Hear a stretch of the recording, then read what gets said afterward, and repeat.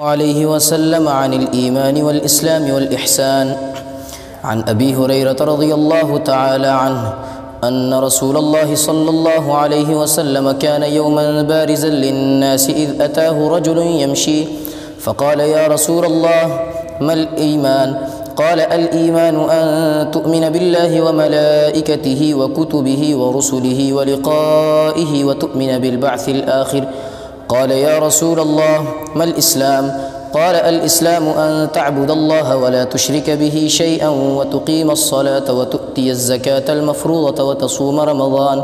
قال: يا رسول الله، ما الإحسان؟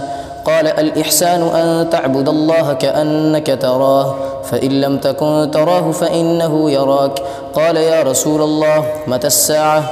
قال: ما المسؤول عنها بأعلم من السائل، ولكن سأحدثك عن أشراطها: إذا ولدت المرأة ربتها، وفي رواية ربها، فذاك من أشراطها.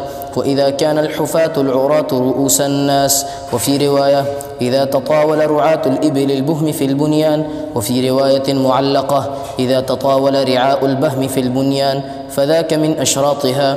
وفي 5 لا يعلمهن إلا الله: إن الله عنده علم الساعة وينزل الغيث ويعلم ما في الأرحام، وما تدري نفس ماذا تكسب غدا، وما تدري نفس بأي أرض تموت، إن الله عليم خبير. ثم انصرف الرجل فقال صلى الله عليه وسلم: ردوه علي. فأخذوا ليردوا فلم يروا شيئا.